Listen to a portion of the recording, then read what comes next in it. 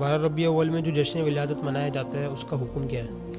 تو جلوس نکالنا اور جو ہے اس میں کھانے کی بے حرمتی ہو رہی ہے، اور جو ہے جو نہیں کر رہا اس کے اوپر نکیر کرنا، تو ظاہر سی بات ہے یہ بدعت کے زمرے میں آئے گا۔ اس کا اندازہ اس لیے لگائیں کہ قرآن و سنت میں کفر اور شرک کے بعد سب سے زیادہ بدعت اور صاحب بدعت کی مذمت کا بیان ہے۔ بدعت جو بھی عمل ہوتا ہے وہ دین کے نام پہ کیا جا رہا ہوتا ہے، اس کی ظاہری شکل تو اچھی ہوتی ہے، تو اس سے دین کا حلیہ ہی بگڑ جائے گا، حق اور باطل میں فرق ختم ہو جائے گا۔ کہیں ہمیں نہ تاریخ کی کتابوں میں ملتی ہے، نہ حدیث کی کتابوں میں کوئی ایسی بات ملتی ہے، نہ کسی صحابی کا ایسا قول ملتا ہے، کیونکہ وہ حضرات، تو اس کا مطلب وہ دن آ رہا ہے، سبب تو پایا جائے لیکن عمل نہیں ہو رہا، تو بعد میں ظاہر سی بات ہے کوئی شخص اس کو اس طرح کرے گا تو وہ بدعت کے زمرے میں ہی آئے گا۔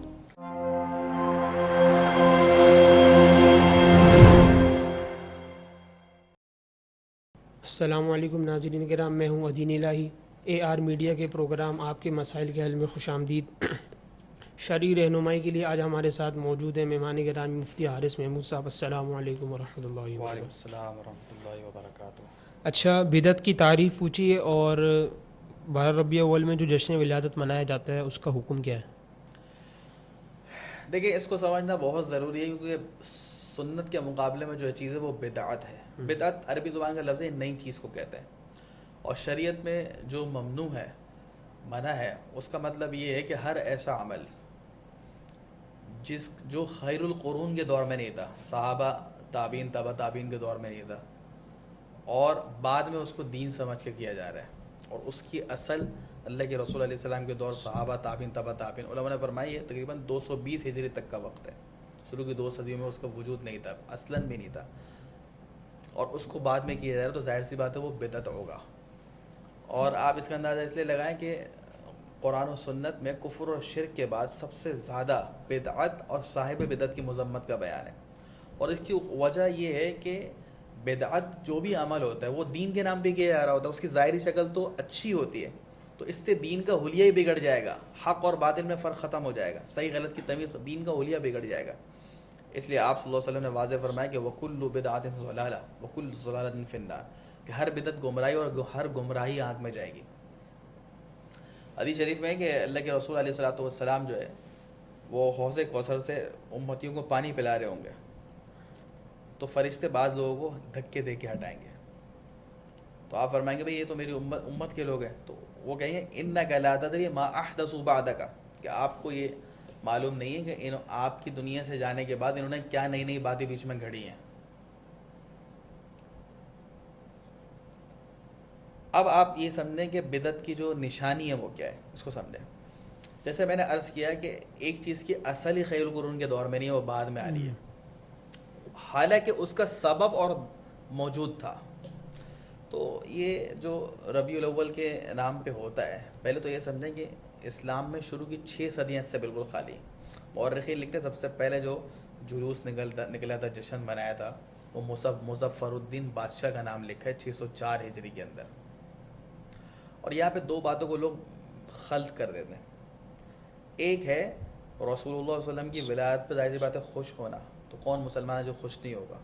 پھر وہ دن جس دن آپ اللہ پاک نے آپ کو نبوت کا منصب عطا فرمایا اور خاتم النبیین جو ہے آپ کو اس کا منصب عطا فرمایا، تو ربیع الاول کے موقع پر یہ سارا سال نبی کریم صلی اللہ علیہ وسلم کی سیرت مبارکہ کا تذکرہ کرنا، آپ کے جو ہے کسی بھی عمل کا تذکرہ کرنا، سیرت کی کسی بھی گوشے کا تذکرہ کرنا، یہ تو افضل ترین عبادت ہے۔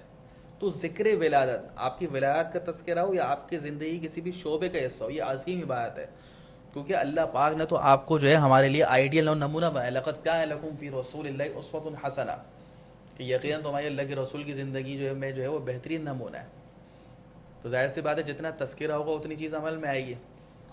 لیکن ولادت کی خوشی بھی تو کہتے ہیں خوشی اور غم بھی شریعت کے مطابق ہو، اس کو آپ یوں سمجھیں کہ بھئی اگر کسی رشتہ دار کا آپ کا انتقال ہو جائے تو طبعی غم ہے، اس کی اجازت ہے، آنکھوں سے آنسو بہ رہے ہیں، اس کی اجازت ہے، لیکن چیخنا چلانا، گریبان پھاڑنا، اپنے آپ کو مارنا، ظاہر سی بات ہے یہ حد سے تجاوز ہے۔ اسی طرح جس طرح غم میں تو خوشی کے اندر بھی اسی طریقے سے تو جلوس نکالنا اور جو ہے اس میں کھانے کی بے حرمتی ہو رہی ہے، اور جو ہے جو نہیں کر رہا اس کے اوپر نکیر کرنا، تو ظاہر سی بات ہے یہ بدعت کے زمرے میں آئے گا۔ اچھا، یہ جو ایک نشانی علماء نے لکھی ہے اس کو آپ سمجھیں، خود آپ صلی اللہ علیہ وسلم کی جو ولادت کا دن ہے پہلی بات تو یہ ہے کہ وہ یقینی ہے کون سا دن ہے، لیکن بہرحال 12 ربیع الاول ہے، بعض کے دن 9 ہے، چلے سپوز کر لیں کوئی بھی دن ہے، تو وہ آپ کی زندگی میں کتنی دفعہ آیا ہے؟ 40 سال میں آپ کو نبوت ملی ہے، اور جب سے بھی لگائیں 23 مرتبہ آیا۔ حضرت ابوبکر صدیق رضی اللہ عنہ کے دور میں 2 دفعہ آیا، حضرت عمر کے دور میں 10 دفعہ آیا، حضرت عثمان کے دور میں 12 دفعہ آیا، حضرت علی کے دور میں 4 دفعہ آیا۔ 30 سال کے خلفائے راشدین کی خلافت ہے، لیکن کسی نے وہ دن آیا چلا ہی ہے۔ کہیں ہمیں نہ تاریخ کی کتابوں میں ملتی ہے، نہ حدیث کی کتابوں میں کوئی ایسی بات ملتی، نہ کسی صحابی کا ایسا قول ملتا ہے، کیونکہ وہ حضرات، تو اس کا مطلب وہ دن آ رہا ہے، سبب تو پایا جائے لیکن عمل نہیں ہو رہا، تو بعد میں ظاہر سی بات ہے کوئی شخص اس کو اس طرح کرے گا تو وہ بدعت کے زمرے میں ہی آئے گا۔ اب جیسے درود شریف پڑھنا عظیم عبادت ہے، لیکن اس کا کوئی وقت شریعت نے طے نہیں کیا۔ اب اذان سے پہلے اگر درود ملایا جائے گا اس طریقے سے کہ اس کو مائک پہ پڑھے تو اذان کا وہ حصہ بن جائے، تو یقینی طور پر یہ دین میں اضافہ ہے، یہ بدعت ہے، کیونکہ اذان تو رسول اللہ صلی اللہ علیہ وسلم کے دور سے ہو رہی ہے، 5 دفعہ ہو رہی ہے۔ حضرت بلال رضی اللہ تعالیٰ عنہ، عبداللہ بن ام مکتوم رضی اللہ تعالیٰ عنہ، ابو محذور رضی اللہ عنہ، کتنے مؤذن تھے، کسی کی اذان میں بھی یہ بات نہیں ملتی، حالانکہ سبب پایا جا رہا ہے۔ اچھا، یہاں کچھ ایسے سوالات کیے جاتے ہیں، میں اس کو بھی ایڈ کرتا ہوں۔ اب بعض لوگ کہتے ہیں کہ بھائی یہ پنکھے، ٹیوب لائٹ ہے، یہ مائک، اس میں آپ نماز پڑھیں، یہ بھی بدعت ہے۔ تو پہلی بات تو یہ سمجھیں کہ بدعت کا تعلق جو ہے جو وسائل سے نہیں ہوتا، یعنی کہ دنیاوی امور سے نہیں ہوتا۔ من احدث فی دیننا امرا، حدیث میں فرمایا جو ہمارے اس دین میں نئی بات گھڑے گا۔ تو بھائی اصل عمل نماز ہے، یہ تو ایک ذریعہ ہے، مائک سمجھ رہے ہیں، یہ پنکھے ٹیوب لائٹ ایک ذریعہ ہے۔ تو کبھی بھی بدعت کا تعلق مقاصد سے ہوتا ہے، وسائل سے نہیں ہوتا، وسائل تبدیل ہوتے رہتے ہیں۔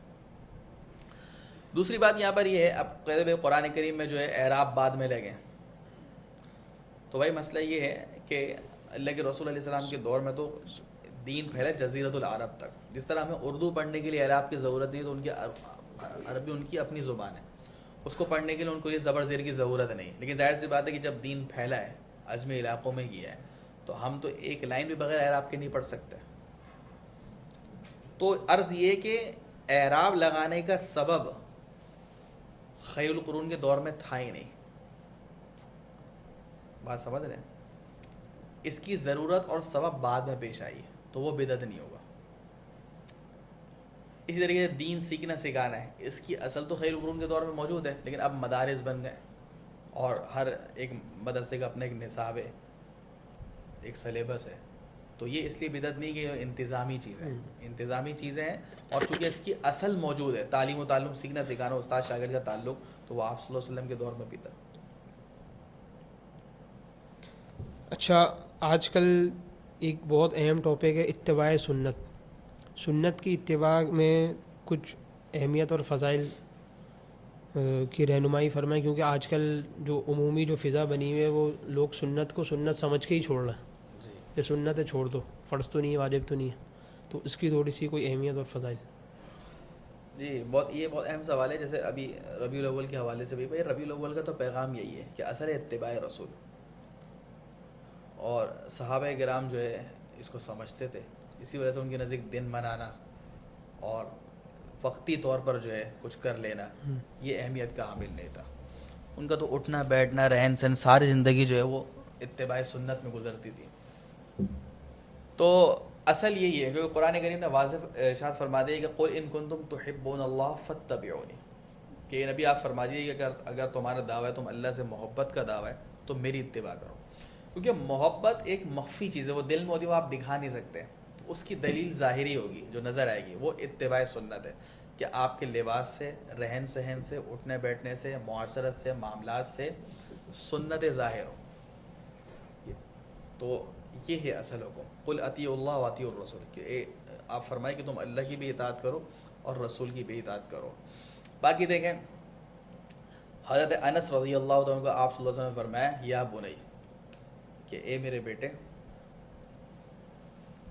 من احیا سنتی فقد احبنی، کہ جو میری سنتوں کو زندہ کرتا ہے تو گویا کہ وہ مجھ سے محبت کرتا ہے، ومن احبنی کان معی فی الجنہ، اب کتنی بڑی بشارت ہے کہ جو مجھ سے محبت کرے گا تو وہ میرے ساتھ جنت میں ہوگا۔ لیکن اب وہی بات میں عرض کر رہا ہوں کہ ظاہر سی بات ہے کہ جس مسلمان نے بھی کلمہ پڑھا ہے تو وہ محبت تو کرتا ہے، لیکن باری تعالیٰ کی بارگاہ میں وہ محبت مطلوب ہے، اور وہی معتبر ہے کہ جس میں اتباع سنت بھی ہو۔ قرآن بھی یہی بتا رہا ہے اور حدیث بھی یہ بتا رہا ہے. اور خاص طور پر جو معاشرت کی سنتیں, شادی بیاہ میں کیا سنتیں, رسم و رواج جو ہے اس کو ہمیں ایک طرف کرنا پڑے گا, معاملات کی جو سنتیں, کیونکہ جب سنت کا لفظ بولا جاتا ہے تو ہمارے ایک بات یہ سمجھی جاتی ہے بھائی پانی اس طرح پی لو, بیت الخلاء میں بائیں پاؤں داخل کرو, یہ بھی سنت ہے. لیکن صرف یہی سنتیں نہیں ہیں. جیسے ہم یہ کہتے ہیں بھائی دین تو ایک پورا ضابطہ حیات ہے, 24 گھنٹے کی زندگی جو ہے وہ اس میں دین لانا ہے. تو اسی طریقے سے اتباع سنت کا بھی وہ یہی ہے کہ اٹھنا بیٹھنا لیٹنا, معاشرت, معاملات, اخلاقیات, یہ ساری. اب جیسے ایک چھوٹی سی مثال میرے ذہن میں آ گئی کہ آج کل اللہ تعالیٰ ہماری حفاظت فرمائے کہ ہمیں تحمل مزاجی یہ ختم ہوتی جا رہی ہے. چھوٹی چھوٹی باتوں پہ لوگوں کو غصہ آ جائے. طلاق کا ریشو کتنا بڑھی ہے. تو بھائی رسول اللہ صلی اللہ علیہ وسلم کی سنت کیا تھی؟ قرآن تو کہہ رہا ہے والکاظمین الغیظ, مومن کی صفات میں غصے کو پینے والے. آپ صلی اللہ علیہ وسلم جو ہے کبھی بھی اپنی ذات کا انتقام نہیں لیتے تھے. غصہ آنا ایک فطری چیز ہے, لیکن اصل بات ہے غصے کو پی جانا, غصے کو کنٹرول کرنا. تو یہ رسول اللہ صلی اللہ علیہ وسلم کی سنت ہے. اور آپ نے اس کی فضائل بیان کی. ایک حدیث میں آپ نے بیان فرمایا کہ بھائی کہ تم کسی چیز کو غصہ آتا ہے اور وہ بدلہ لینے پر قادر ہے, بدلہ لینے پر قادر ہے, پھر بھی جو ہے بدلہ نہیں لیتا, غصے کو پی جاتا ہے, جھگڑے کو چھوڑ دیتا ہے, تو ایسے شخص کو اللہ تعالیٰ قیامت کے دن کھڑے کریں گے اور فرمائیں گے بھائی یہ جتنی بھی ہو رہے ہیں ان میں سے جو پسند ہے لے لو. تو کتنی بڑی فضیلت ہے. اور علماء نے فرمایا کہ بھائی آدمی کو یہی سوچنا چاہیے کہ جیسے ایک صحابی اپنے غلام کو مار رہے تھے, تو اللہ کے رسول نے فرمایا کہ بھائی تمہیں اس غلام پہ جتنی قدرت ہے تو اللہ تعالیٰ کو اس سے زیادہ تمہارے اوپر قدرت ہے. تو آدمی یہی سوچا ہم دن میں کتنے گناہ کرتے ہیں, کتنے اللہ تعالیٰ کے, لیکن پھر بھی اللہ پاک جو ہے وہ بدلہ لینے پر قادر ہیں, سزا دینے پر قادر ہیں, لیکن پھر بھی معافی درگزر کا معاملہ فرماتے ہیں. تو ہمیں بھی اللہ تعالیٰ کے بندوں کے ساتھ جو ہے وہ ایسے ہی معاملہ کرنا چاہیے. جزاک اللہ مفتی صاحب, وقت دینے کا شکریہ. اللہ تعالیٰ ہم سب کو مسائل سمجھ کر اس پر عمل کرنے کی توفیق عطا فرمائے. السلام علیکم ورحمۃ اللہ وبرکاتہ.